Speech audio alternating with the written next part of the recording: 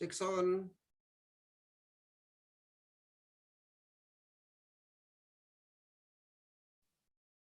Cek. Wah, mantap. Siap. Cek. Ada narsum cadangan lagi nih, Pak Zaipan. Cadangan apa? Bola, Mas. Iya, oh besok anu itu. Bicara bola kita, Pak Zaipan, di Instagram ya. Dengan BKFC. English Club juga harus coba nanti tuh dia live Instagram. Mas Zaldi jagonya, nonton aja ya. Ya Mas Zaldi ya. Suka dikagetin, suruh ngomong sama Zaldi.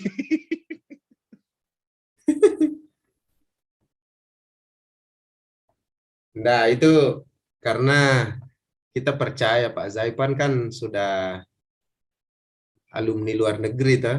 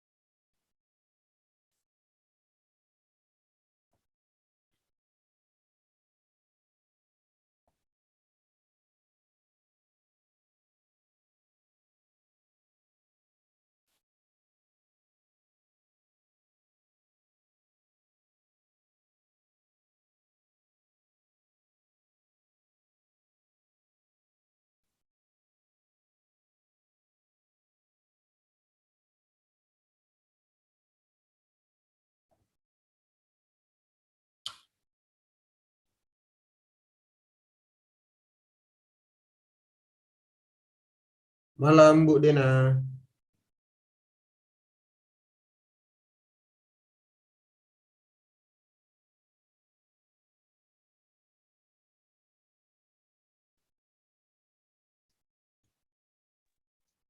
Halo, Kak Mendy.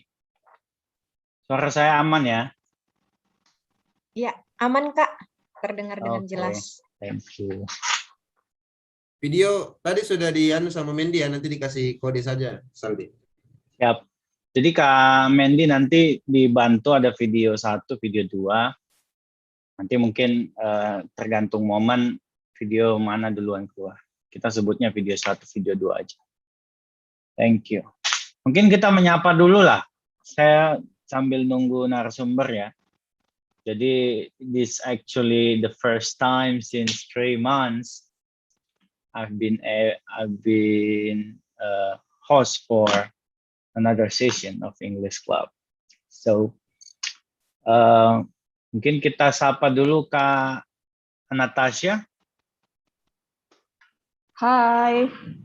Hi Kak Anastasia, how are you? Never been better. Wow, that sounds good. Yeah. Actually, can you give some short introduction for us? Yes. Good evening, everyone. Hi. Good evening.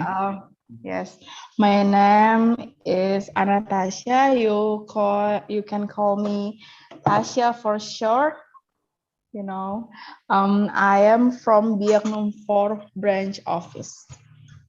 Wow, Papua, yeah. Yes, So Papua. it's actually 9 p.m. there. Yes, it's 9 p.m. in here in Papua. Okay. Good luck then. Tomorrow is Friday. Yeah. Yeah. Okay. Next. Yes. Thank you, Anastasia. You're welcome. Next, we go to Kak Dinca. Halo, Kak Dinca. Narsum The udah mic. join, Saldi? Oh, okay.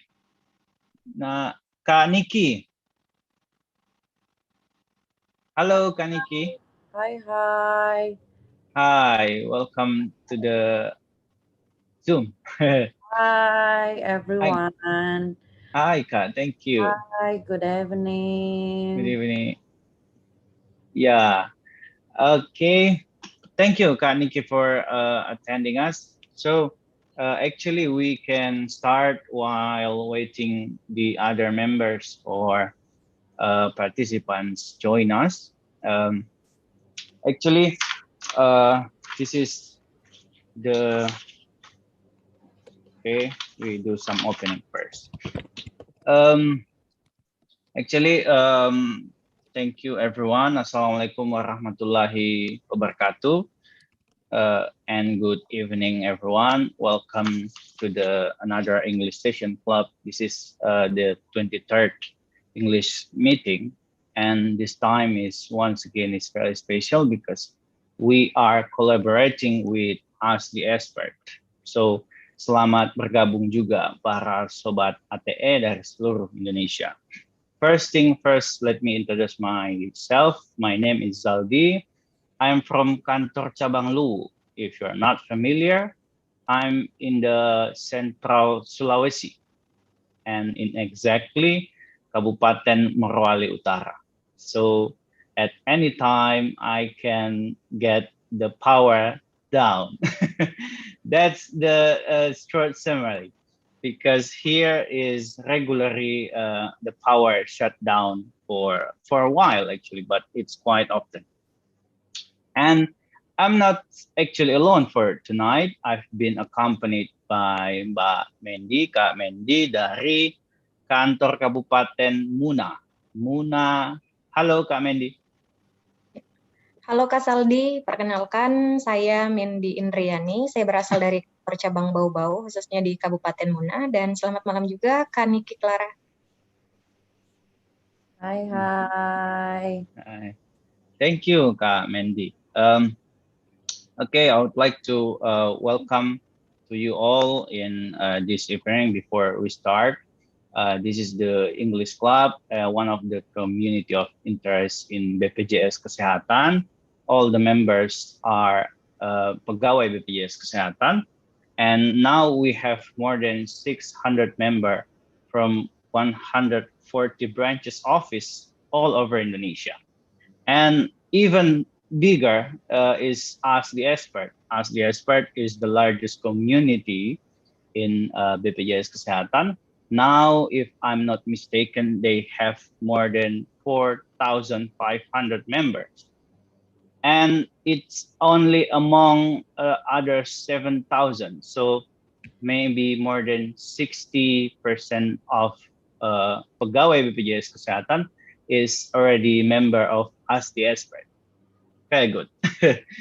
Okay, I think we should start to go to the topic.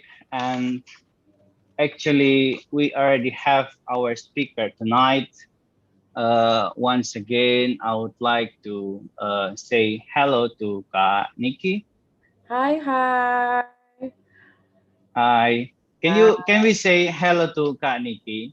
Annyeong, everyone. Annyeonghaseyo. Yeah. Thank you, Kak. How are you? Great. It's wonderful day. Hectic, actually. It's a hectic day. Yeah. It's been described in your CV actually. Yeah. Let me do some short introduction to everyone here. This is Kak Nikli Clarencia Pratiwi, and she currently working in Disable Enterprise since August 2017, and as the COO, Chief Operating Officer. And yeah, many things that we will ask the speaker for tonight. Yeah, thank you, Kak Mendy.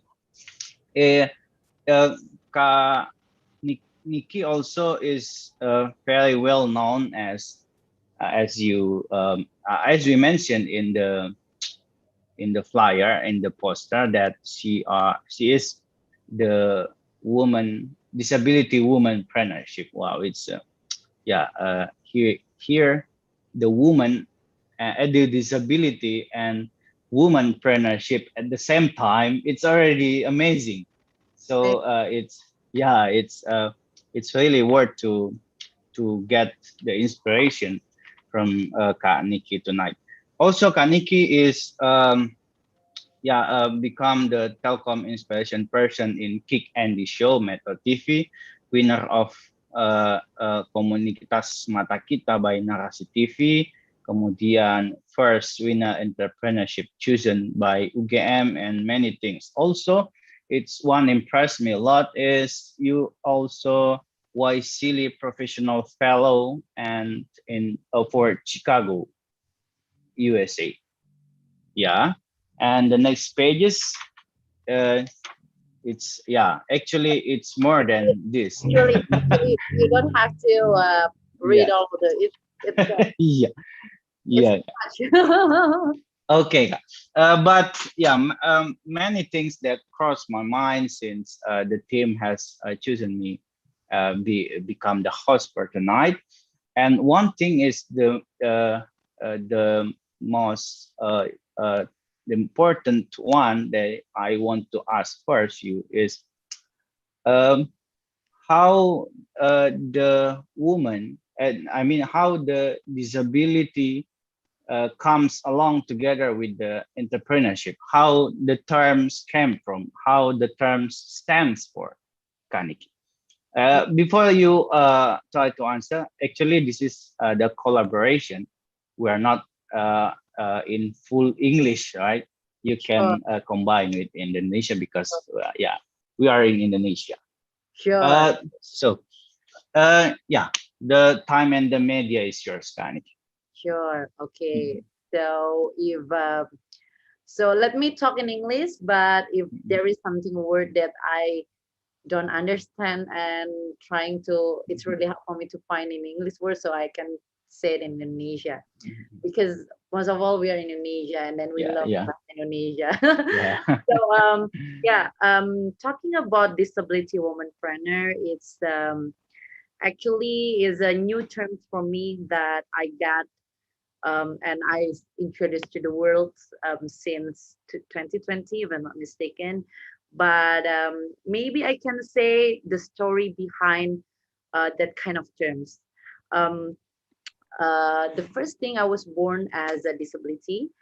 I already using my prosthetic leg since I was 1 year old. So it's been like 30 years I've been using prosthetic leg. So maybe you can search my name and then you can look at my video, or you can find it on my Instagram or TikTok. I usually share about what I'm doing right now.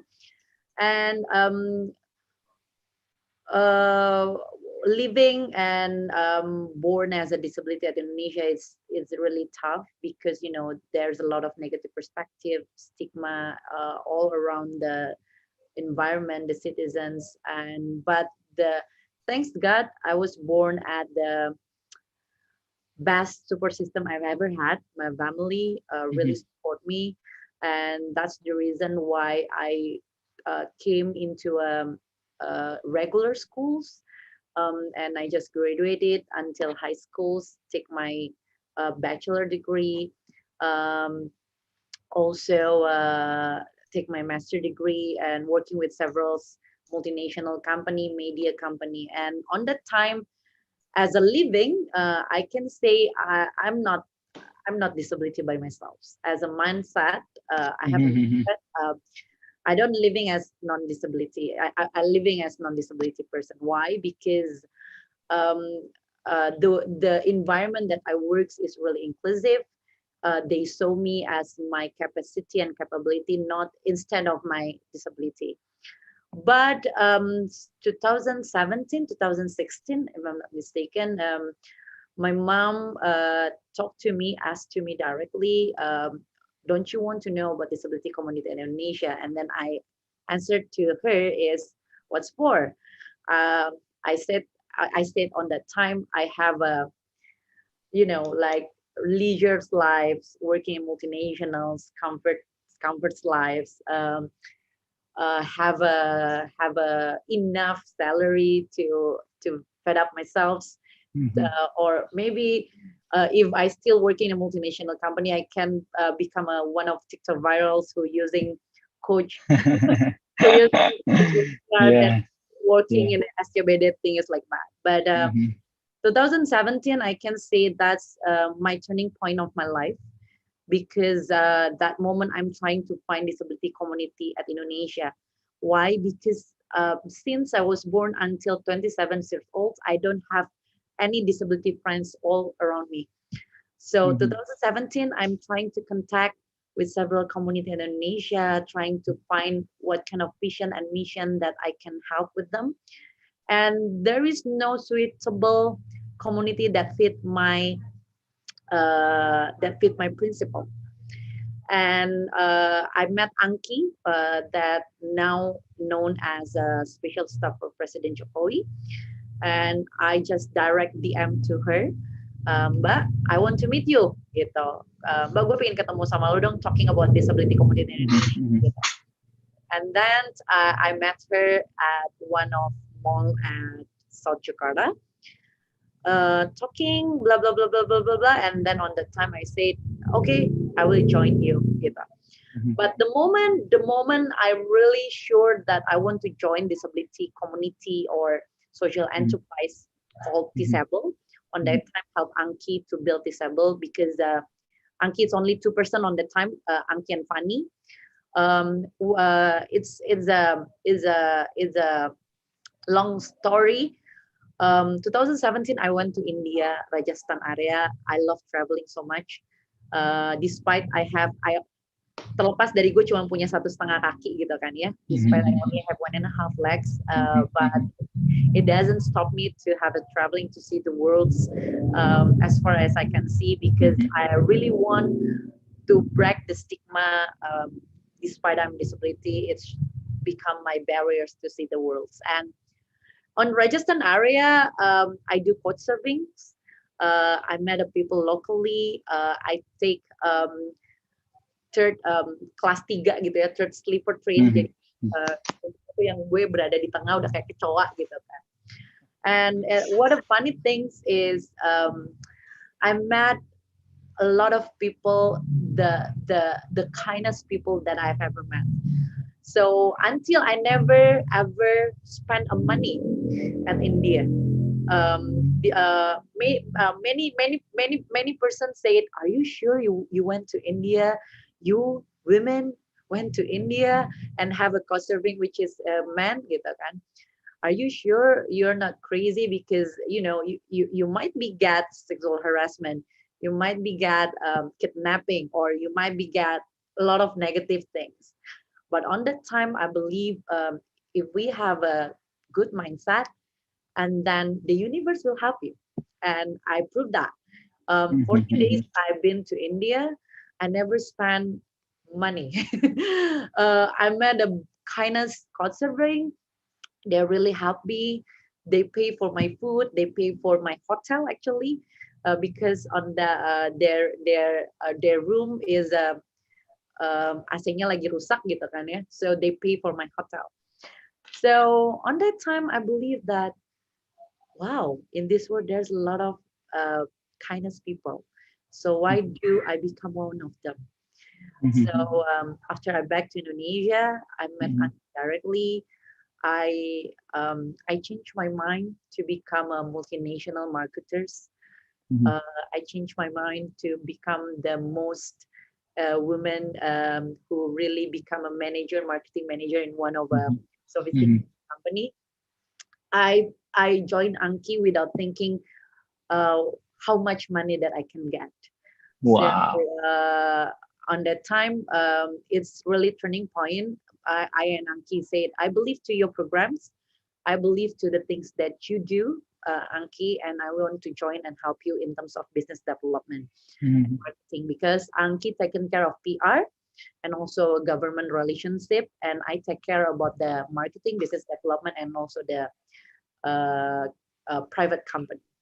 And voila, I never ever regret to my decision 2017, because it has opened to many many ways ever. 2018, I got a chance to become a Wisely Professional Fellowship programs. I spent 2.5 months in Chicago, living like locally, hosting with the one of best host ever, the diplomat of US. And 2017, 2019, I opened a new social enterprise called Tenun with my partner at Makassar. So 2019, 2020, I opened another social enterprise at Makassar. And 2021, I opened a social enterprise called Kamuware that helped at Bali. It's about the fashion sustainable that also empowering person with disability at Bali. And 2022, I will open a business consultant for UMKM and also several companies who really want to more understand about SDG. So terminology of disability womanpreneur is coming last years because I can say is a lot of process that I was going through since 2017 because my dreams actually I always say to myself, it starts with a dream. Maybe when you were little, you have a dream to become a famous person, a proper jobs. But when you're trying to ask to yourself, what is the reason why I was born? Maybe you can find that the answers because 2017 I really asked to God, what is the reason I must born as a disability?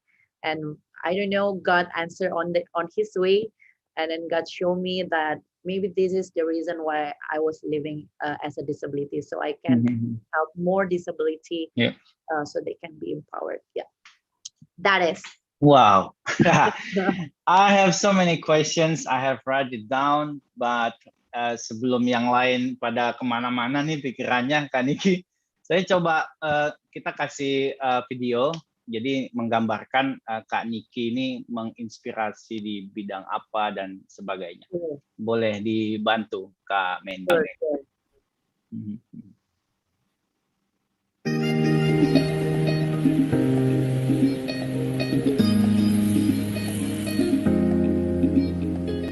Keterbatasan fisik bukanlah halangan untuk bisa membantu sesama. Inilah Niki Clarencia Pratiwi yang akrab disapa Niki. Dirinya kerap membantu para penyandang disabilitas untuk mampu hidup mandiri. Niki sendiri adalah penyandang tunadaksa. Di saat usianya 1 tahun, ia harus merelakan kaki kirinya untuk diamputasi. Bulian dan ejekan pernah ia dapat karena kakinya itu.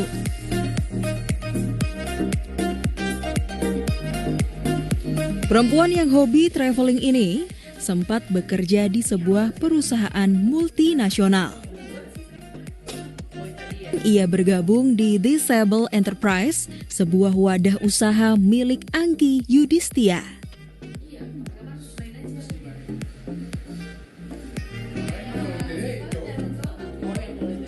Wanita berusia 30 tahun ini juga menjadi co-founder di Tenun ID, sebuah wadah usaha yang mempekerjakan kaum marginal dan difabel di Indonesia Timur. Haji Hamid, 52. Dharma, ada 50 tahun kapan. Bagaimana awalnya itu sehingga kita mau belajar menjahit? Bagaimana? Jadi kita dimasukkan dulu di asrama itu, belajarnya di situ tuh. Jadi karena ada kesempatan begitu. Iya. Sebetulnya awalnya hanya coba-coba, tapi setelah coba-coba begitu ada seperti bisa menghasilkan sesuatu, ini ditekuni. Dari sinilah Niki tergerak untuk membantu kaum difabel dengan mendirikan berdayabareng.com, sebuah platform yang berfokus dalam pemberdayaan disabilitas untuk menciptakan disabilitas yang unggul. Pengalaman hidupnya ini ia bagikan dalam kanal YouTube Double Difabel bersama Fani Efrita yang juga penyandang tunadaksa. Kita mau bahas disabilitas tapi yang rempong dan asik. Ya, ya benar.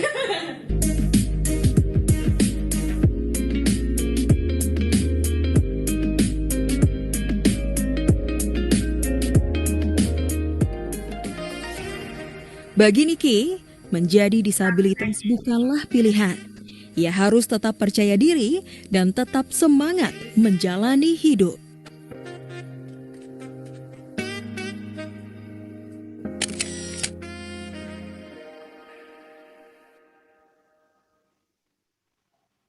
Yay. Wow, yay, thank you Kak Mendy. So, as you mentioned before, jadi Kak Niki itu benar-benar dari sangat kecil ya mulai mendapatkan disability-nya. Nah, menjadi saat sekarang itu sebenarnya menjadi fully functional person misalnya kan, the ability person saja belum tentu bisa mendapat yang seperti Kak Niki sekarang gitu kan, apalagi dengan yang di stigma orang itu adalah kekurangan gitu. It must be with something big, like dream big or something. Ada momen tertentu nggak Kak Niki waktu kecil gitu kan? Apa yang terjadi gitu sampai kalau bulian mah udah pasti lah ya. Nah, apa Kak Niki? That's something that really big that I have to do this. I want to become like this person or something. Please, Kak Niki. Oh yeah. Actually, I never think that kind of is that a big things or not? But the things that I'm really blessed is I have the best support system ever gitu. I still remember ketika aku sekolah gitu ya, I got bully karena kalau sebagai penyandang disabilitas tuh bully tuh kayak udah makanan. Iya pasti. Tapi on that time I still remember whenever I cry back to home gitu kan, mamaku selalu memeluk aku dan papaku selalu always say, almarhum papa dan mama selalu bilang bahwa mama gue masih hidup, almarhum bokap itu. almarhum papa dan mama itu selalu bilang adalah setiap orang itu punya kekurangan dan tapi bagaimana caranya kita tidak menunjukkan kekurangan tersebut tapi menunjukkan kelebihan kita. So on that time I said to myself I must trying to find what is the positive of me gitu. Dan on that time aku working so hard dan mama dan papaku tuh orangnya keras banget gitu ya. Mamaku dari Sulawesi Utara, papaku dari Jawa Timur gitu kan. Jadi memang secara turun-temurun gitu ya. Mereka orang perantau dan karakternya kan kuat banget gitu kan. Mereka tuh selalu bilang bahwa kalau kamu karena kamu disabilitas gitu ya, tapi yang harus kamu berpikir adalah bagaimana caranya kamu more, because you must to do more than that gitu. For example, ketika misalnya kamu itu tidak bisa bekerja secara menggunakan fisik, so you must use your head to brain gitu. Dan bagaimana caranya kamu supaya bisa belajar? Gimana caranya supaya kamu bisa more than that other person adalah belajar. Twice more hard, three times more hard. Why? Karena tidak ada orang yang dilahirkan itu bodoh. Cuman ada orang malas yang ada gitu ya. Jadi kayak on that time I say to myself, okay, gue harus menemukan kelebihan gue apa gitu. I try many things gitu ya. Dari matematika, dari pokoknya semua hal gitu sampai gue menyadari bahwa gue itu sangat suka untuk ngobrol gitu. Dan aku menemukan satu role modelku pertama adalah staf Kementerian Luar Negeri, sorry aku lupa namanya tiba-tiba, padahal aku sering mention ini di setiap aku sharing, tapi aku selalu lupa namanya beliau. Beliau ini adalah salah satu staf pada zamannya Presiden Soeharto, dan dia itu punya tangannya tuh palsu gitu. Dan she never shy to show tangannya palsunya. Dan gue bilang sama nyokap gue bilang sama bokap gue adalah oke, gue pingin jadi diplomat gitu. Dan on that time, kenapa gue pingin jadi diplomat dan gue pingin masuk TV gitu, karena gue merasa bahwa ketika gue masuk TV, when I masuk TV gitu ya, everyone will see me as the whole person of me gitu, like my disability. Then on that time, I really studied so hard. I studied English by myself because nyokap bokap gue adalah PNS. Jadi gue itu belajar bahasa Inggris sendiri dari apa tuh namanya, nulis lagu gitu ya, zamannya Westlife, zamannya Westlife ya. Backstreet Boys, Blue gitu. Sampai kalau misalnya nonton TV itu ditutup subtitlenya with my mom. Terus aku belajar bahasa China, even though I literally don't remember again about that. I itian what you tahu, itian. Tapi salah satunya yang aku belajar bahasa Inggris adalah karena aku nggak bisa beli buku bahasa Inggris yang mahal banget. Jadi aku itu setiap satu hari aku harus hafal 5 vocab gitu.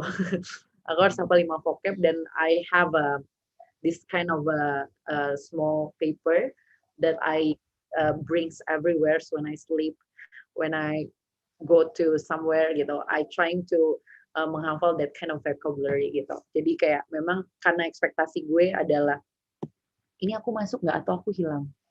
Masuk Kak. Masuk ya. Masuk, ya. Soalnya gambarnya Mas Aldi tuh freeze gitu, jadi aku takut aku yang hilang. Iya itu. Jadi kayak karena aku punya mimpi adalah sebagai seorang diplomat, jadi gue baca buku 1 bulan itu harus 5, gue baca majalah dan semuanya itu harus minjem ya. Jadi kayak I can say my life start with the clear goals gitu. I can say my life start with the clear goals. I have the best support system since I was since I was in the elementary schools gitu ya. My mother and my fathers. Though mereka terbatas mungkin dalam hal money gitu ya, tapi they give me the opportunity to go to the perpustakaan. They offering me to go to several places gitu. They trying to answer all of my questions gitu, sampai akhirnya aku merasa bahwa aku terbiasa untuk seindependen itu, dan aku punya clear goal sampai dengan aku SMA. Clear goals gue cuma satu, gue pengen jadi diplomat gitu doang.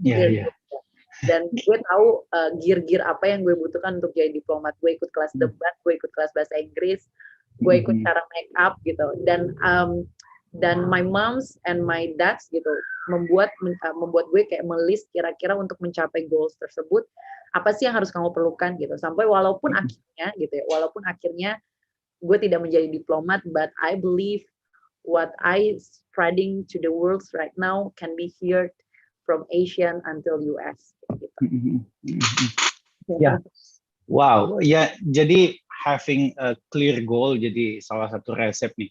Cuman setelah after you've spoken about the short journey that you can tell us, one thing that I crossed that you never mention your disability, and you never mention that you are not good at doing this. You only focus on what you can do. Sure. So learning bahasa it's very inspiring. But speaking of which, about the goal, you've mentioned before that sebelum Kak Niki menjadi aktivis ya, sebelum Kak Niki menjadi aktivis kan kerjanya sudah well established lah ya kan, apalagi ke multinational company. Kalau regular people ya, kalau regular people nih, dia pasti berpikir untuk pindah dari satu kerjaan ke kerjaan lain karena goalnya lebih besar gitu. Dan most of people think about goal adalah their career or at least their income. Okay. Menjadi well established in working in multinational company itu tidak menurut saya tidak lebih baik daripada langsung menjadi aktivis gitu. Apa yang menjanjikan gitu dari menjadi aktivis. So what is the main idea of becoming jump from the well-established employee to just leaving behind and become the activism? What is that? Please, Kaniki. Yeah. Sure. The first thing I always say, limitation is only a mindset. Keterbatasan hanyalah sebuah pikiran gitu. Your body over mind gitu kan. Banyak yang bilang mind over body. I can say sebenarnya mind over body, body over mind is the same thing gitu. Mind lo itu ngontrol otak lo gitu ya. Mind lo itu mengontrol tubuh lo gitu. Kita bisa memilih untuk meneruskan tidur kita atau kita bangun kita bangun setiap hari gitu. Tapi terkadang kita juga bisa bilang bahwa it is a common things. Kalau lu baca buku sambil tiduran gitu ya, itu akan lebih cepat capainya ketika kamu baca buku sambil duduk, and then with a proper body. So it's body over mind. So what I want to say in here, mind over body, body over mind is the same. Similar, yeah. The similar gitu. But the only things what do you want to achieve? That's the first one. The second one adalah kita tuh nggak bisa memilih dilahirkan di keluarga apa, daerah mana, sebagai disabilitas atau bukan, tetapi kita bisa memilih kita mau diingat sebagai siapa. And that the moment I say to myself 2017. Yeah. Gitu. 17. When I ask to God gitu ya, what is the meaning why you make me born as a disability? Dan itu tervalidasi gitu ya, tervalidasi ketika gue nonton Superman is Return gitu. Ada di sebuah planet Kryptonite. Di planet Kryptonite itu tuh setiap bayi yang dilahirkan di planet Kryptonite itu sudah punya tujuan untuk dilahirkan. So I believe we as human, kita pasti punya tujuan untuk dilahirkan. Gak mungkin kita sebagai makhluk yang paling sempurna, yang paling punya hak untuk kebebasan memilih dilahirkan tanpa tujuan gitu kan ya. Maksudnya kayak kecelakaan gitu. Iya. Kecelakaan gitu kan. Pasti God create us with the perfections thought, and also Tuhan tuh punya rencana yang mulia banget kenapa kita harus dilahirkan di dunia ini. So permasalahan adalah apakah kita mau menemukan itu ya atau enggak. So sebenarnya sampai pergolakan sampai aku beneran yakin dengan hal ini gitu ya, itu adalah pergolakan yang cukup sangat signifikan ya. 2017 gue balik dari India, and then gue memutuskan kembali gitu ya ke apa namanya di aktivis without never thinking about money gitu ya. Bahkan gue bisa bilang sebulan tuh setengahnya UMR kali yang gue dapat. But I can say I'm not I'm not a naive person. I'm realistic person gitu. I'm still want to have a leisure time. I still want to buy food, buy clothes, the things that I want gitu. So karena aku memang terbiasa dari S1 harus membiayai kuliah sendiri karena papaku meninggal, mamaku single parent, dan aku ditinggalkan dari SMA. So aku terbiasa untuk side hustling namanya. I still find aku masih punya side hustling income gitu. So I can reach my dreams on that time 2017, but I still have my side hustling income. Aku masih punya IO waktu itu karena aku udah terbiasa dari aku lulus aku punya side hustling income yang cukup gitu. Lumayan lah ya. Lumayan lah ya say gitu. Side hustling income itu yang membiayai aku karena aku bisa bilang bahwa kita hidup kita harus realistis gitu, masih ada tagihan yang harus dibayar, masih ada tagihan listrik yang harus gue bantu emak gue bayar, masih ada uang kuliah adik gue yang harus gue bantu bayar gitu kan ya. Jadi gue harus mencari tambahan income terlepas, tapi gue suka dengan value yang gue lakukan. So bagaimana caranya gitu? Adalah gue mencari side hustling tersebut. Makes me hardworking, yes. Makes me losing several times of me time, yes. But I love to do the things. I love how I spend my life gitu. Sampai akhirnya gue menemukan bahwa arti kata ikigai. maybe teman-teman bisa cari what is the meaning of ikigai. Ikigai, the reason of being alive. So when you do something that the things that you love, the things that you like to do, the words need that, and then the money will follow. And I can say what I'm have right now, it's more than the things that I might be get when I say I stand with the multinational company as employee. What is that? Karena kita percaya bahwa right now the value is not only about money. The value is about money. The value is about networking. The value is about the things that you want to share to the world. Gitu. And right now, I believe what I'm doing is the things that I increasing my value. But aku percaya bahwa tidak ada segala sesuatu tuh yang instan. Kayak misalnya kita bilang, oke, gue hari ini gue mau resign dari kerjaan, and then I'm moving to It's not that easy. Kejar karir gue, kejar mimpi gue gitu. And then after a month you say that your dream is not really into you, or the things that you going to reach is not nggak sesuai dengan pemikiran lo gitu. Tapi itu adalah sebuah proses. Dan yang menjadikan kita adalah sebagai seorang yang kuat adalah kita menikmati proses tersebut dan mencoba mencari tahu apa sih hal-hal yang dihadirkan di dalam kehidupan kita gitu. Jadi so every challenging that I find, every networking that I'm trying to make, kenapa sekarang Kaniki nggak puas dengan satu social enterprise gitu ya? Kenapa harus buka tenun? Kenapa harus berdaya bareng? Kenapa harus kamu wear? Kenapa jadi punya 3 tim yang different areanya? Gue di Jakarta kerja sama orang yang kebanyakan orang Jawa, di Makassar kerja sama kebanyakan orang Bugis, di Bali kebanyakan sama orang Bali dan Dayak. Mereka semua punya karakteristik yang beda-beda, punya culture yang beda-beda. Kenapa sih sekarang gue punya consulting bisnis juga, punya beberapa hal yang memang gue urusin terkait dengan bukan social enterprise ya, tapi terkait dengan uang gitu ya. Kenapa gitu? Kalau mau menghabiskan waktu lo bangun jam 7, baru tutup laptop jam 1. Why? Because I believe to myself, hal yang gue lakukan ini, walaupun sekarang fast pace, nanti akan slow pace kok suatu saat. Because you know you have that clear goals from the financial until the value gitu sih. Oke, begitu. Jangan shock ya teman-teman. Ya, wow. Suara saya kedengaran ya? Aman. Oke. Ya, wah. Ini sebenarnya Kaniki sudah mention tadi nih. Jadi jadi karyawan udah pegawai di luar negeri kan, mengambil resiko semua gitu. Nah sekarang boleh nggak Kak Niki cerita nih, mostly aktivitasnya apa nih? Karena tadi dijelaskan bahwa sudah ada 3 tim gitu kan, bekerja dengan teman-teman dari berbagai lini.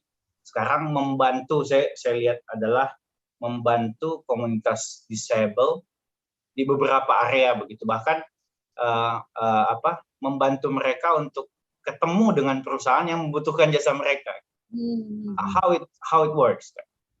How it works? Sebagai seorang yang membawa suatu hal yang new gitu ya. Nggak new sih sebenarnya. Sebenarnya banyak aktivis senior yang menurut aku sangat lebih hebat dibanding aku. Mereka sudah mulai terlebih dahulu untuk meyakinkan perusahaan, seluruh stakeholders untuk menerima teman-teman disabilitas gitu.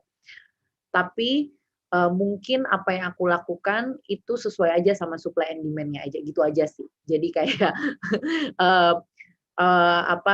sudah banyak aktivis senior yang mulai terlebih dahulu untuk meyakinkan disabilitas tuh bisa ini gitu kan. Dan banyak bahkan sekarang aktivis senior banyak yang lebih inspiring dari aku. Mereka sudah bekerja di UN, mereka sudah bekerja di Komnas HAM gitu ya. Mereka sudah bahkan Angki sendiri sudah jadi staff sus gitu. They start from the beginning to do what they believe gitu. Dan right now apa yang aku lakukan adalah melanjutkan gitu ya, melanjutkan kepercayaan mereka gitu ya, untuk memberdayakan teman-teman disabilitas, untuk memperkenalkan apa sih yang sebenarnya teman-teman disabilitas bisa lakukan gitu. Apa sih kapasitas dan kapabilitas yang teman-teman bisa lakukan, karena aku percaya setiap kita tuh pasti punya disabilitas. Setiap kita itu pasti punya the things that we don't never trying, ya memang itu udah keterbatasan kita, mungkin seperti itu ya gitu. So what I want to say bahwa ketika kita membicarakan terkait dengan lingkungan inklusif, terkait dengan equality, terkait dengan diversity, it's called about setara gitu, setara dalam hal segala aspek, aspek pendidikan, aspek pekerjaan, aspek aksesibilitas, aspek mobilitas, a whole things gitu. Mungkin yang aku bawa hanya satu pilar aja, yaitu pilar penyandang disabilitas, tapi sebenarnya Indonesia, world gitu ya, itu lagi mengarah menuju kesetaraan. Itu bukan hanya kesetaraan terhadap penyandang disabilitas, tetapi kesetaraan terhadap gender, kesetaraan terhadap your orientasi seksual, kesetaraan terhadap your religions, kesetaraan terhadap your ethnic, your backgrounds gitu. Kita lagi membawa ke arah sana. Dan mungkin yang aku lagi bawa adalah penyandang disabilitas. Itu hanya satu pilar untuk reach all kesetaraan, all inclusivity or equality in this at Indonesia gitu. Jadi yang aku lakukan adalah memperkenalkan teman-teman disabilitas itu bisa berdaya dengan menunjukkan dan meningkatkan terlebih dahulu kapasitas mereka supaya mereka bisa sesuai dengan demand yang dibutuhkan, karena gitu. Karena kenapa? Karena penyandang disabilitas itu selalu dipikir adalah sebagai sebuah objek. Objek apa? Objek menerima manfaat, objek dikasihani dan lain sebagainya. Tapi bagaimana merubah mindset penyandang disabilitas itu adalah subjek, itu adalah pekerjaan PR besar. Bukan PR aku saja, tetapi PR seluruh stakeholders. Jadi kalau ditanya yang hebat siapa, yang hebat bukan gue. Yang hebat itu adalah orang-orang yang percaya dengan program ini, baik itu tim aku sendiri, baik itu komunitas disabilitas yang join di dalam program ini, dan juga seluruh partner yang ikut join gitu.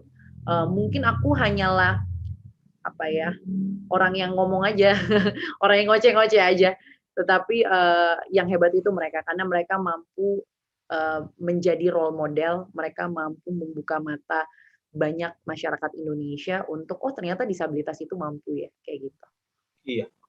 Iya, luar biasa Kak Niki. Jadi sebenarnya ini memang suara dari Kak Niki dan teman-temannya ini memang menurut saya nih udah sangat terasa ya.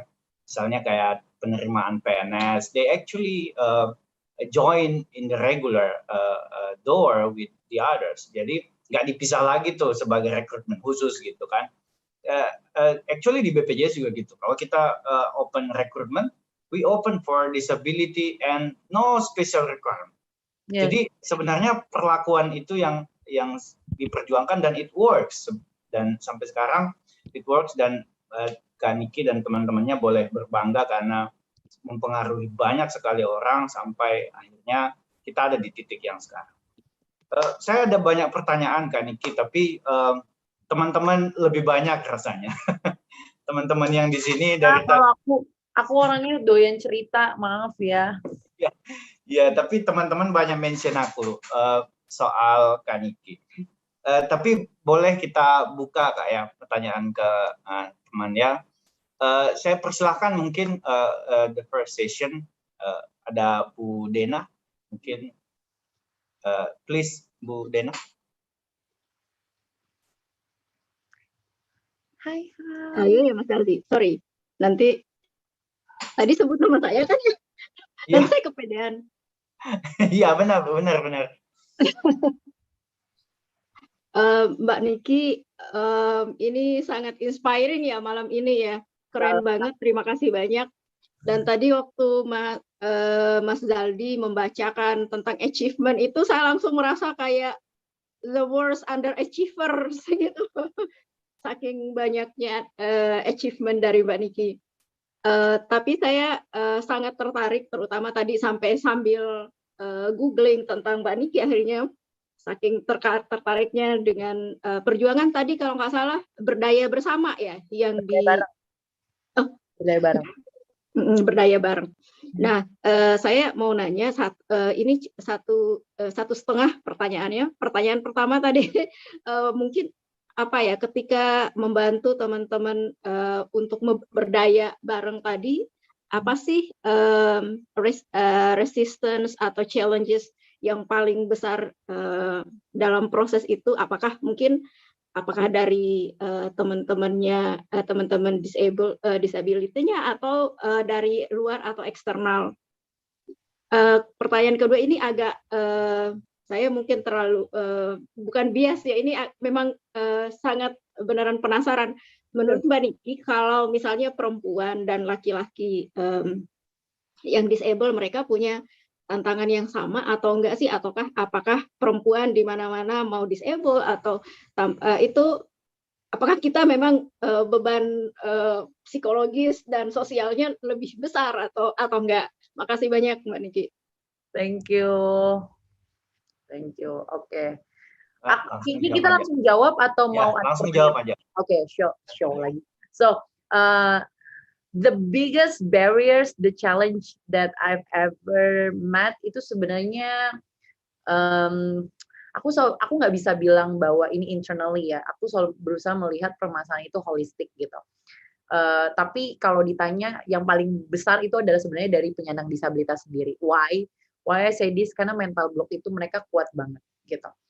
I still remember 2017 when Angki, Fanny, and me start the programs. It's only 5 people with disability who believes to us, to our program. Only 5. Can you imagine? Only 5.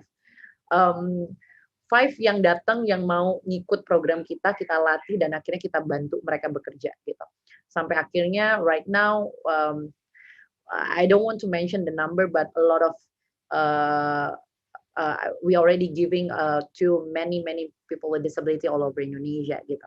Nah, jadi sebenarnya permasalahan terbesar itu ada di teman-teman disabilitas itu sendiri gitu. Nah, permasalahan terbesar kedua adalah sebenarnya di eksternalnya. Apa itu eksternalnya? Adalah bagaimana caranya kesiapan setiap lingkungan itu membentuk lingkungan yang inklusif. Baik itu aksesibilitas pendidikan, pekerjaan, ataupun mobilitas. Tapi aku percaya ini semua adalah proses gitu. Proses yang aku lihat ini sangat cukup baik karena dari Pentahelix Collaboration, ya Pentahelix Collaboration itu adalah kolaborasi antara government, komunitas, akademisi, swasta, dan juga I forgot one more time pihak dari luar gitu ya, itu berkolaborasi bersama untuk memperkenalkan lingkungan inklusif. Semua tuh sudah lagi bekerja sama, bukan hanya di wilayah Jawa sentris, tetapi juga sampai Sulawesi Selatan gitu ya. Bahkan ke Mamuju, aku ketemu sama wakil gubernurnya tuh dia udah oke banget. Tapi balik lagi, apakah teman disabilitasnya atau lingkungan dalam arti masyarakat Indonesianya siap atau tidak? Nah itu kan butuh peranan awareness yang selalu ditingkatkan lewat media dan lain sebagainya. Tapi aku sangat believe bahwa it will be happen gitu. Itu yang pertama. Dan yang kedua, apakah sebenarnya terlepas dari kita disabilitas atau non disabilitas, apakah perempuan itu memiliki permasalahan yang sama gitu ya? Sebenarnya ini adalah suatu yang bias ya, bukan bias ya, maksudnya ini balik lagi kepada value yang dimiliki oleh perempuan tersebut gitu, atau value yang dimiliki oleh diri kita sendiri gitu. Ada beberapa yang merasa bahwa kayaknya value gue tadi yang aku bilang ya, value kita itu adalah money atau networking atau family gitu. Ya, mereka akan konsentrasi terhadap di situ gitu. Value dalam arti dari value tersebut kita bisa memprioritaskan mana yang bisa kita prioritaskan gitu kan. Tapi kalau ditanya lagi, Mbak, emang harus ya wanita itu milih? Nggak harus. Tapi balik lagi kepada value yang secara personal yang dia anut gitu. Aku bisa katakan bahwa value aku itu sekarang currently karena aku masih single gitu ya. Value aku itu sangat cukup kuat di networking sama money gitu kan ya. dan my family is become number one. Mungkin once I get married gitu, I have a child, I have a family that I must taken care, prioritas itu akan berubah gitu. Karena kenapa? Karena value prioritas aku tuh pasti akan berubah gitu. Tapi apakah itu adalah kodrati wanita? Sebenarnya enggak. Kita harus balik lagi ke personal kita masing-masing. Sebenarnya value kita apa sih? Gitu. Jadi aku tidak pernah mau menyamakan value apa yang sebenarnya harus diutamakan oleh seorang wanita. Karena aku punya partner, aku banyak bekerja dengan perempuan gitu ya. Bahkan kalau bisa dihitung kayaknya tim gue 70% itu perempuan semua gitu. 70% yang ada di Bali, yang ada di Makassar, yang ada di Jawa gitu rata-rata perempuan. Bahkan 80% ya banyakan perempuan. Dan aku melihat mereka bahwa setiap seseorang individu itu value-nya masing-masing, punya value-nya masing-masing gitu. Dan aku tidak bisa bilang bahwa lu kayaknya nggak oke banget ya jadi wanita atau lu nggak oke banget sih jadi wanita. Tapi mereka semua punya value-nya masing-masing. Jadi bagaimana dari value tersebut kita menangkap permasalahan yang ada, that's yang akan menjawab gitu. Jadi kalau sekarang susah nggak sih Mbak jadi wanita yang dibilang let's say tuntutan ya, kok udah umur segini nggak nikah gitu. Terus aku bilang I can say to myself, ya nggak apa-apa juga karena value gue in that time in this moment itu belum ke situ gitu. Tapi once aku sudah agree with my pasangan untuk we going ahead untuk melanjutkan dan lain sebagainya, mungkin value aku akan changing gitu karena on that time I really commit to myself adalah gue pengen berkeluarga gitu. Jadi kayak fase setiap orang, value setiap orang berbeda-beda dan prioritas setiap orang mungkin akan berbeda-beda gitu. Jadi it's back to the personalnya individu perempuan masing-masing sih kalau aku gitu Mbak, semoga menjawab. Jadi sekarang dan satu hal sih kalau aku ketika kita bingung sama apa yang kita lakukan adalah benar nggak sih yang kita lakukan, benar apa enggak, apakah kita salah, find the right support system. Jadi aku selalu bilang sama seluruh perempuan-perempuan yang sempat aku sharing adalah komunitas perempuan dan lain sebagainya. Temukan komunitas yang bisa understanding more gitu ya, tapi tanpa merubah value kita sendiri. Karena changing value because of someone itu adalah sampai akhirnya kita akan terlupa diri kita siapa. Tapi komunitas tersebut sebaiknya membantu kita menemukan who am I. Dan no matter what I'm really doing right now, they support us. Kayak gitu. Semangat. Thank you, Kaniki. Semangat. Mungkin jump to the next questioners. Kak Made Juliari, please. Okay, thank you, Saldi. Hello, Kaniki. Hello. Annyeong. It's really nice to listen to your presentation, listen to your story. Thank you. Actually, honestly, I wanted to say that you are so pretty inside and out. Really. Thank you. Ya. Aku single loh Mbak. Itu kenapa kok bisa masih single gitu kan? Ada apa dengan laki-laki? Okay, go. Okay.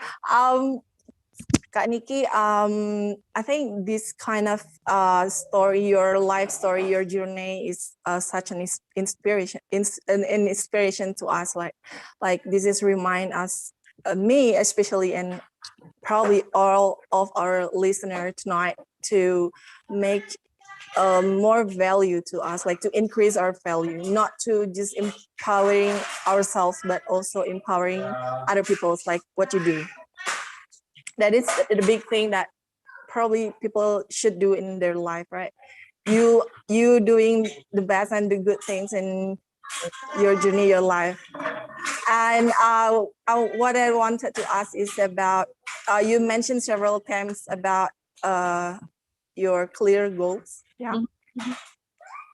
How did you find it in your past life? How did you know that, oh, this is my goals? Like how you realize that one?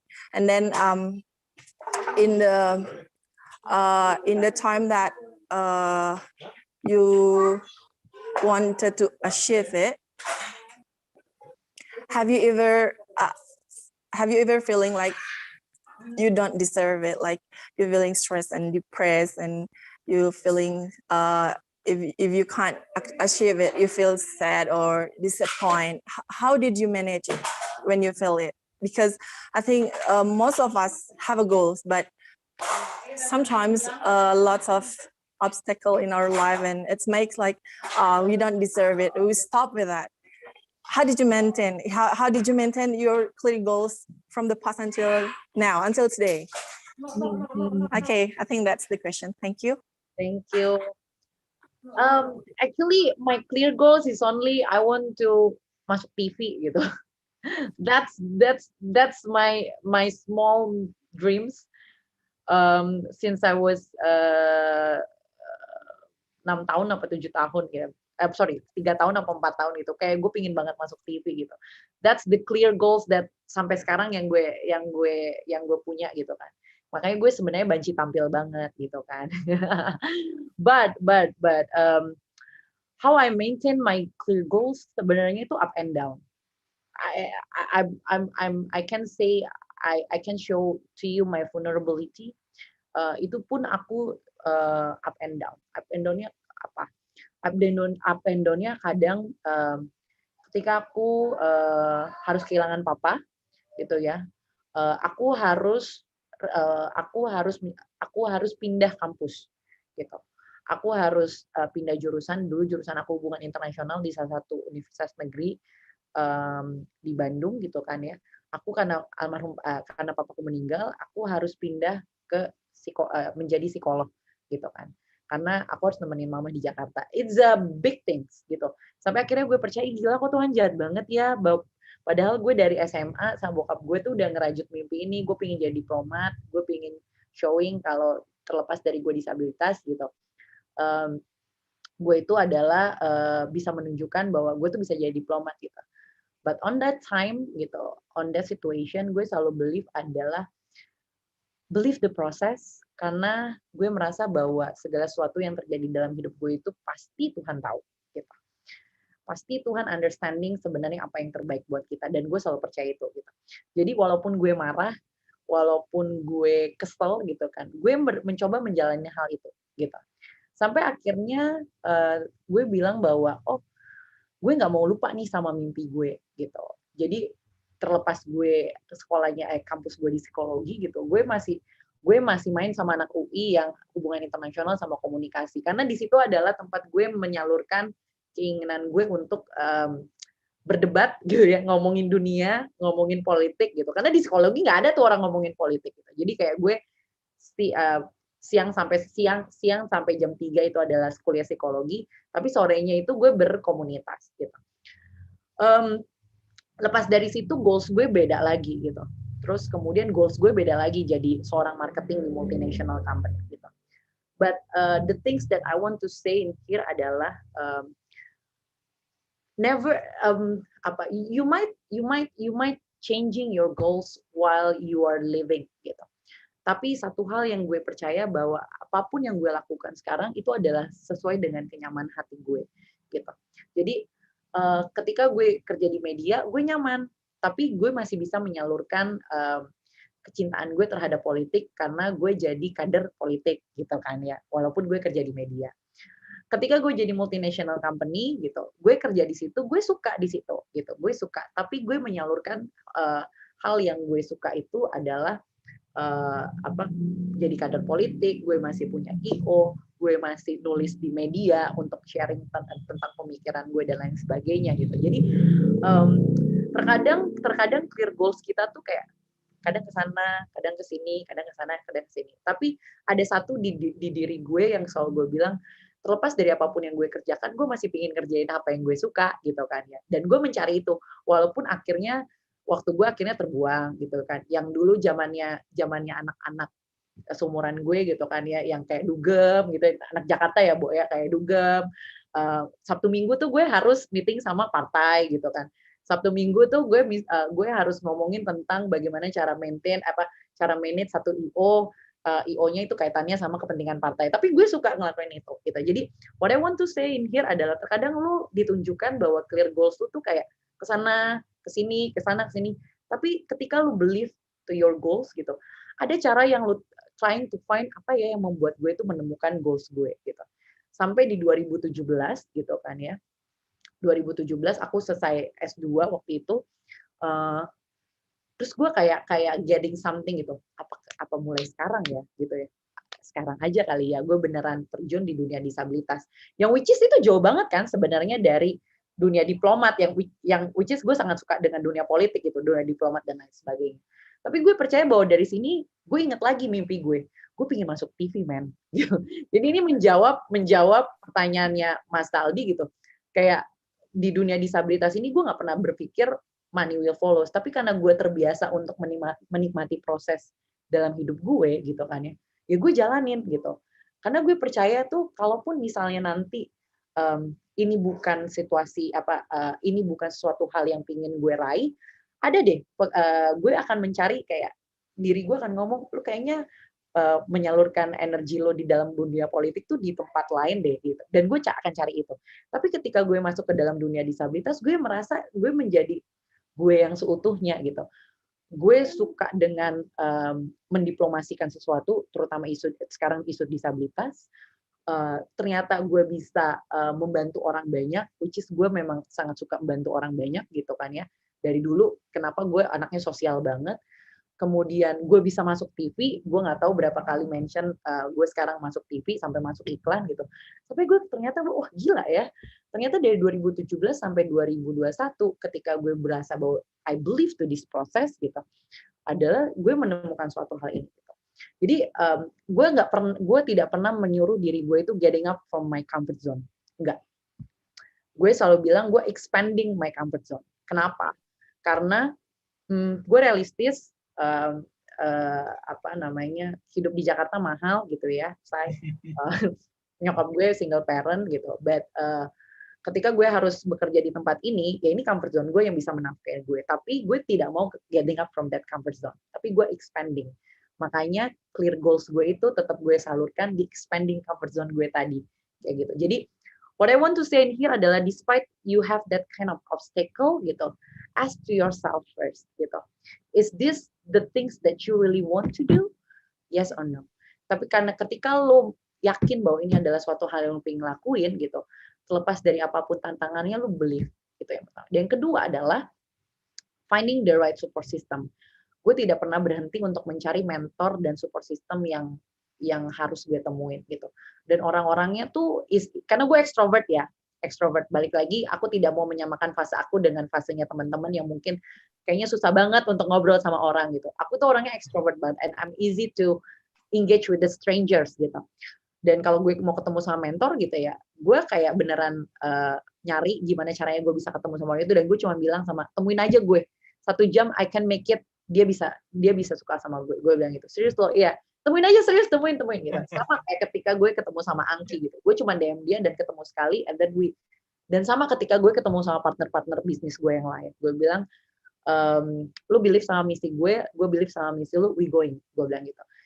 Proses itu pasti ada hambatan dan sebagainya, tapi permasalahannya adalah bagaimana kita mengatasinya secara dewasa gitu ya. Gitu. Jadi kayak obstacle tuh masih ada setiap hari gitu. Sekarang aja kayak ada aja gitu. Sampai aku baru kelar nangis nih hari ini di jam 4 tadi karena ada banyak banget problems yang tiba-tiba datang dengan teman-temannya gitu ya, lintas daerah, tim yang banyak.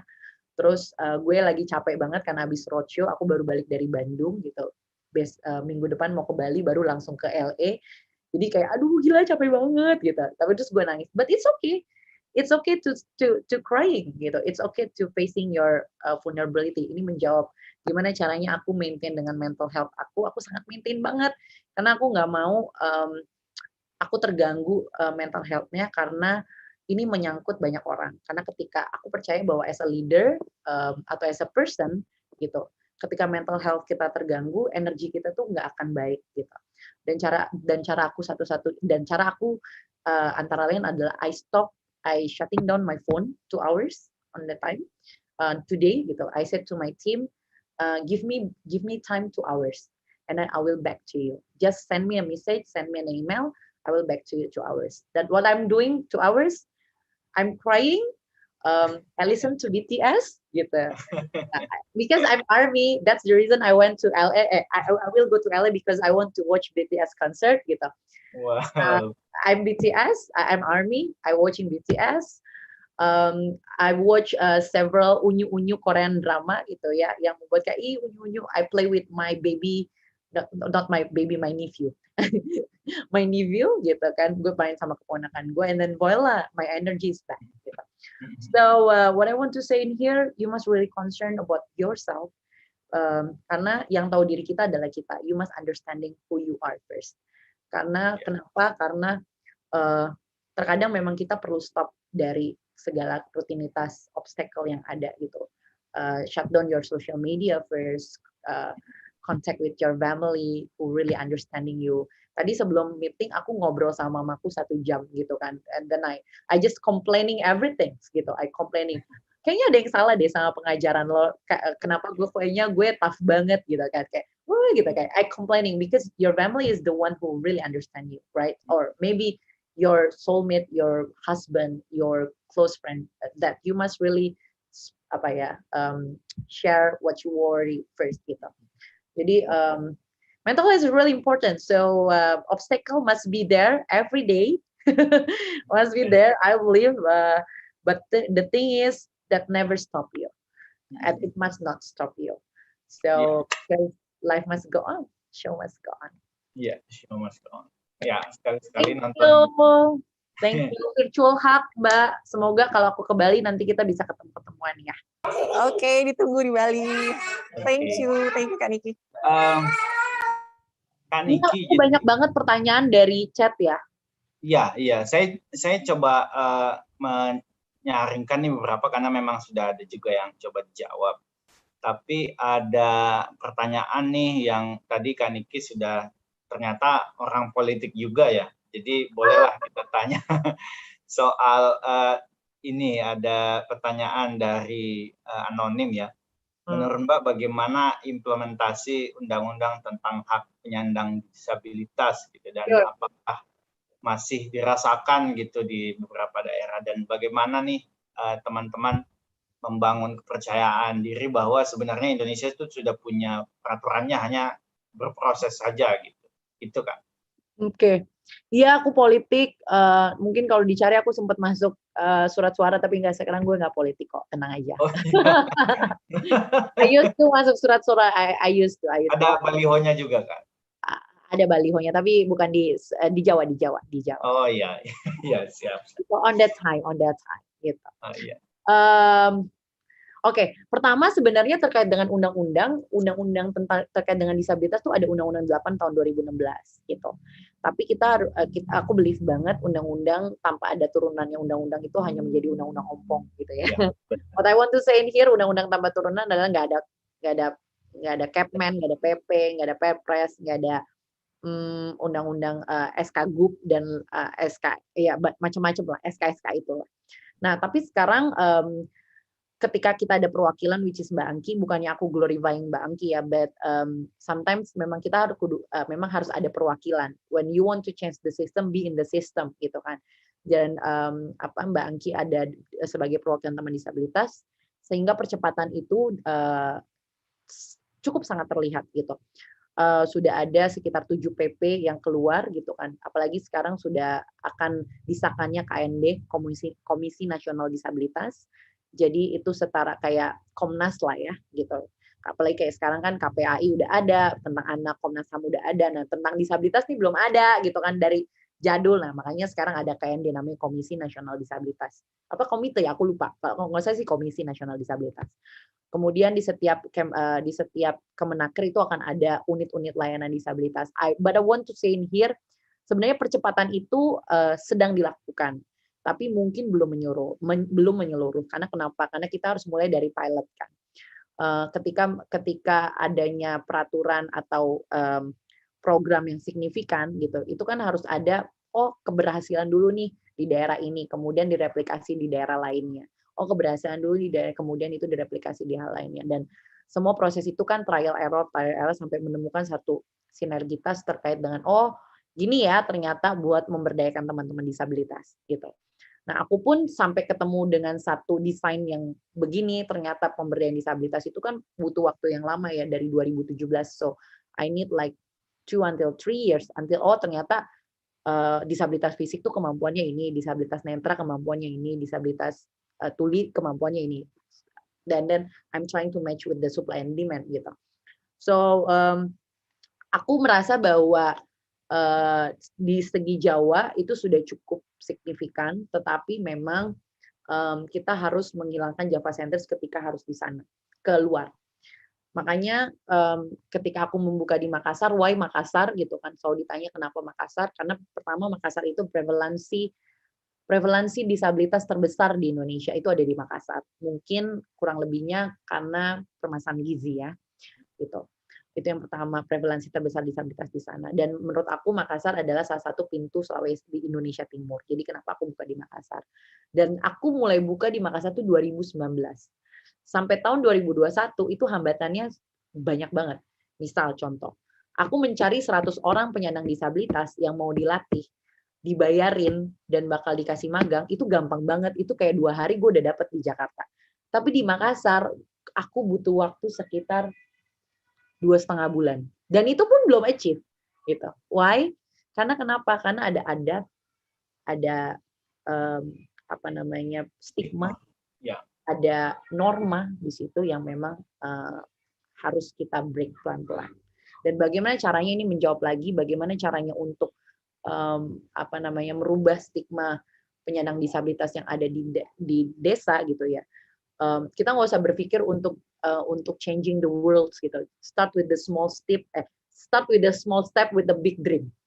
Start with the small step with the big. Sama kayak aku kemarin, aku mulainya dari 5 orang kan. Nah, dari desa adalah kita mencoba untuk menciptakan role modelnya terlebih dahulu. Role modelnya itu siapa? Dan itu yang sekarang aku lagi ciptakan di desa-desa. Kita mencari dulu nih siapa role modelnya biar bisa dilihat. Karena memang biasanya manusia itu dipuaskan oleh visual gitu kan ya. Mereka hanya menggunakan satu sensorik visual dan satu sensorik aja ya. Kalau nggak ngelihat ya mereka dengar gitu kan ya. Makanya kenapa masyarakat Indonesia netizen berflower ini suka terkena hoax. Karena kalau nggak mereka ngelihat aja, ya mereka dengar aja gitu kan ya. Nah, kalau nggak mereka ngelihat aja, mereka dengar aja. Nah, kenapa ada role model? Nah, role model itu bisa menciptakan bahwa kalau nggak mereka ngelihat, ya mereka dengar gitu. Nah, gitu sih. Jadi that's what I want to say bahwa you don't have to think you want to change the world until getting Nobel Prize gitu kan ya. Just start with a small step, small move in your environment adalah kita ciptakan role model tersebut itu. Atau yang kedua adalah just say hi first to your people with disability in your area. Apa sih sebenarnya yang mereka butuhkan? Apa sih yang bisa kita bantu gitu? Karena hal-hal yang menurut kita adalah mungkin ini yang mereka butuhkan tidak akan pernah tahu tanpa kita menanyakan gitu kan. Jadi sebenarnya inclusive environment itu adalah terjadi ketika seluruh masyarakat Indonesia mau open untuk menerima entah penyandang disabilitas, entah itu hal-hal lainnya sehingga tercipta equality. Dan permasalahan mau open itu kan dimulai dari bagaimana kita sendiri mau membuka hal tersebut gitu sih.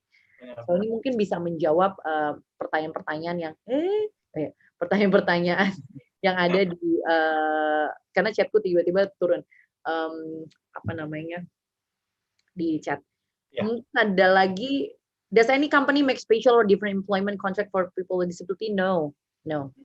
Cuman mungkin ada satu yang aku selalu perkenalkan kepada teman, selalu masuk ke setiap aku sharing kepada perusahaan adalah ketika misalnya teman-teman penyandang disabilitas mau membetulkan alat aksesibilitasnya kayak aku kan kadang tapi udah jarang karena udah firm gitu ya. Kita misalnya kayak perlu servis alat bantu dengar atau kaki gitu kan. Yaitu silakan masukkan cuti tapi agak sedikit beri kelonggaran di situ. Kayak gitu sih. Karena mungkin kita juga nggak pingin gitu kan, tapi kita terkadang harus servis karena kalau tanpa itu kita juga nggak bisa kerja karena itu aksesibilitas kita kayak gitu doang. Tapi kalau dari segi kontrak semuanya sama. Gitu. Ya, thank you Kak Niki. Masih ada lagi satu nih yang menurut saya teknis banget dan mungkin akan membantu juga buat teman-teman di daerah, karena kami ini datang dari berbagai belahan Indonesia ya. Jadi Pak Zaipan ini ada tanya, adakah komunitas perwakilan Kak Niki itu di daerah begitu selain yang disebutkan tadi di Jawa dan di Makassar. Jadi sehingga ada yang bisa reach out begitu ke mereka di masing-masing tempat masing-masing gitu Kak. Oke. Banyak sebenarnya karena organisasi penyandang disabilitas itu udah dibuat dari jadul-jadul banget karena itu adalah undernya Kemensos ya. Ada Pertuni, Perhimpunan Tunanetra Indonesia, ada HWDI, Himpunan Wanita Disabilitas Indonesia, ada Gerkatin, a lot of karena organisasi tersebut itu didanai langsung oleh Kemensos gitu. Nah, kalau ingin mengetahui terkait dengan budaya disabilitas, silakan reach out mereka. Tapi aku tidak bisa, kok kayaknya orang-orangnya nggak sama kayak Kaniki ya, beda say gitu. Jangan menyamakan kayak, iya Mbak, aku udah ngobrol sama mereka, tapi kok kayaknya mindsetnya masih minta dikasihani gitu. Nah balik lagi, yang aku pingin jelaskan sekarang adalah kita tidak bisa merubah mindset orang ini menjawab ya. Tidak bisa merubah mindset orang sebegitu cepatnya gitu. Kayak misalnya nih gue ngobrol sama 1.000 orang disabilitas, tiba-tiba 1.000 orang disabilitasnya berubah mindsetnya mau berdaya gitu. Ya Mbak, saya mau ikut pelatihan gitu kan ya. Ya Mbak, habis saya pelatihan saya mau bekerja, nggak gitu. Mungkin mindset mereka adalah mereka minta-minta. Mungkin mindset mereka adalah mereka pingin jadi jualan kerupuk gitu. Easy, kerupuknya dijual 5.000 dapat 10.000 gitu kan. It's easy for them gitu. Kenapa gue harus meningkatkan diri? It's back to mindset. Nah, aku nggak bisa memaksa ada 1.000 orang yang aku ngobrol gitu ya, kemudian 1.000-1.000-nya percaya sama aku. Nah, sama dengan komunitas. Mungkin teman-teman yang ingin reach out ke komunitas-komunitas yang ada di daerah gitu ya, jangan shock gitu kan, kemudian back ke WA ke DM aku, Mbak ini nggak sama dengan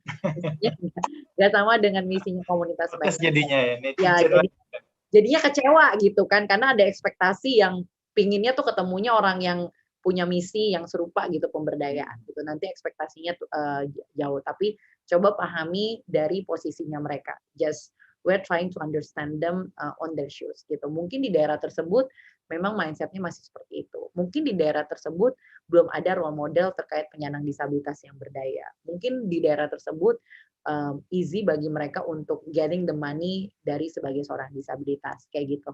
Jadi karena kalau di kota-kota besar, for example ya, kenapa misalnya mereka harus berdaya? Karena udah nggak zaman lagi, udah susah bagi mereka untuk minta-minta terus dikasihanin gitu. Jadi kayak oh iya ya, mindsetnya kan berubah kan karena ada tuntutan. Mungkin kalau di desa ini mungkin ya, aku nggak mengeneralisasikan. Mungkin kalau di desa masih lebih mudah bagi mereka untuk minta-minta kemudian dikasihani. Jadi mereka nyaman seperti itu gitu. Jadi so what I want to say in here,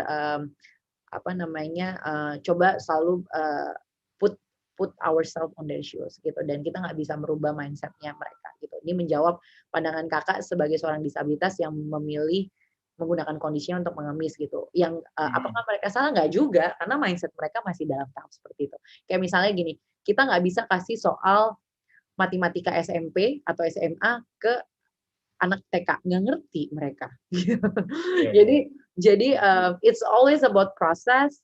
Bahkan orang-orang yang aku latih pun itu terkadang ada yang 1 kali pelatihan langsung bisa dapat kerja, ada yang sampai 3 kali pelatihan, 5 kali mereka diwawancara belum dapat, ada gitu. Jadi so every person have their own face, every person have their own capacity. What I want to control is trying to match them with the proper job and the proper mindset kayak gitu. Karena balik lagi sebagai seorang yang eksternal di luar dari diri sendiri, kita cuma bisa mengontrol apa yang bisa kita kontrol gitu. Okay, Kak. Yeah, maybe because of the time we finally reached the last questions. Okay, and the last questions is always about saran gitu Kak, tentu saja. Saran. Mungkin karena kita juga lagi live streaming di YouTube Kak. Sure. Oke, jadi kalau misalnya kita bisa nanti share ke teman-teman gitu yang mempunyai kondisi yang kira-kira sama gitu kan. Apakah ada saran dari Niki Kak Niki mau disampaikan, dan kemudian terutama untuk membangun kepercayaan diri mereka gitu. I always want to say limitation is only a mindset. Keterbatasan adalah sebuah pikiran saja gitu. Tapi bagaimana caranya kita mengatasi bahwa kita sebagai seorang disabilitas harus mampu meningkatkan kapasitas dan kapabilitas kita, baik disabilitas ataupun non disabilitas. Dan kepercayaan diri itu bukanlah suatu hal yang hari ini kita dapat, hari ini kita pengen percaya diri, besok tidur kita bangun udah bisa percaya diri, but believe in process gitu. Write your dreams, it's always start with the dreams, write your dreams, tempel 5 cm di depan keningmu, kalau kayak kata film 5 cm, is there true gitu, because kamu akan disadarkan bahwa kenapa sih kamu harus percaya diri, you will know. And mungkin itu sih, jadi jangan selalu menganggap bahwa diri kita itu terbatas, karena diri kita sebenarnya mampu mengatasi apa yang sebenarnya keterbatasan kita dengan menunjukkan kelebihan kita. Nah, permasalahannya adalah sekarang waktunya teman-teman, baik teman disabilitas ataupun teman non disabilitas, show that yourself can be shining, shimmering, splendid. Gitu. Thank you. Thank you Kak. Saya mau menutup cerita malam ini dari Kak Niki, dari satu cerita nih yang saya pernah baca dari sebuah buku ya. Di seorang filsuf itu dia lahir, dia itu punya cita-cita untuk mengubah dunia ini. Gitu. So he learned a lot about how to change the world. Semakin dia belajar, semakin dia tahu bahwa dia tidak mungkin mengubah dunia ini, it's too big. Gitu. Nah kemudian dia mengecilkan cita-citanya, dan dia bilang bahwa saya minimal harus mengubah negara saya. So dia belajar gitu, dia semakin belajar, semakin dia tahu bahwa he cannot change the country. So dia mengecilkan lagi cita-citanya, dan dia bilang saya mau mengubah keluarga saya saja, ayah saya, adik saya, kakak saya dan sebagainya. Semakin dia belajar, sama kenyataan yang sama dia dapat bahwa dia juga nggak bisa mengubah keluarganya. So at the end dia memutuskan untuk hanya mengubah dirinya sendiri. So Kak Niki malam ini menunjukkan bahwa mimpi untuk mengubah orang lain atau menginfluence orang lain itu tidak mungkin datang kalau kita belum selesai dengan diri kita sendiri. Kalau kita belum bisa deal dengan kekurangan dan kelebihan kita, how it's possible to influence other while kita masih struggling dengan diri sendiri. Kita belum menemukan jati diri sendiri. Itu Kak ya. Jadi so inspiring tonight. And actually this is the end. Actually nobody want to end this session, of course, but finally the time has arrived, and maybe before we close this Zoom meeting, picture time. Okay, sure. Okay, picture time with Kak Mendy. Wow, it's still 30 participants has joined until the end. So for you, if you still want to ask to me, just DM me on my Instagram or my email. There is a call to action on Instagram, so maybe I can reply to you. Yeah, actually we have shared your Instagram also, Kak Niki. Okay, picture time, Kak. Okay, yang hitung.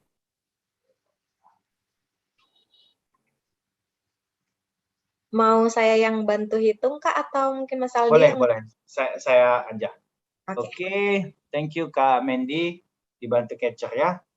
Teman-teman yang masih on, boleh open kameranya. Oke, kita gaya bebas dulu. 3, 2, 1. Oke, thank you. Kemudian izin Kak Niki, kita ada ATE signature ya. Ya Oh. seperti ini ya. Oke, 3, 2, 1. Oke, and English Club signature. Sorry, gimana gini ya? Gini Kak. Oh gini. Oh sorry. Oke, aku ulang lagi. Maaf. Ya.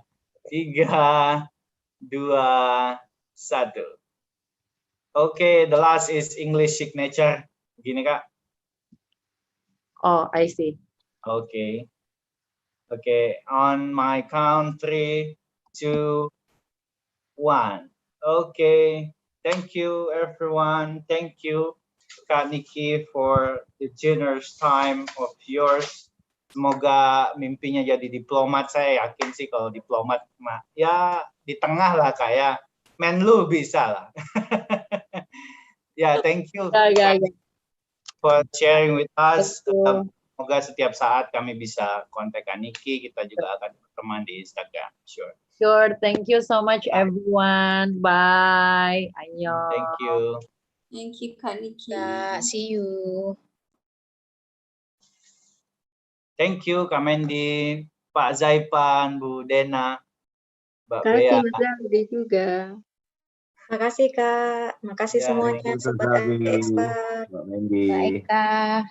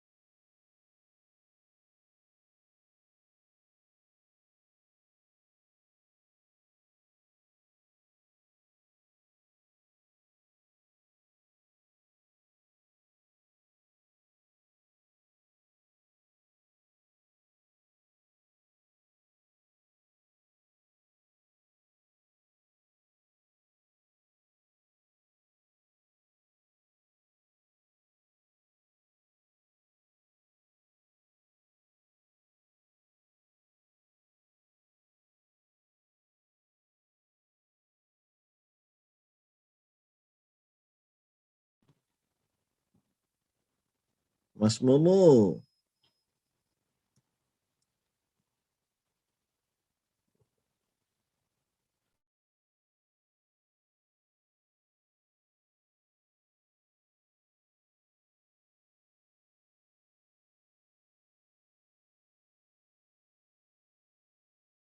Izin lab. Ya, belum di lab.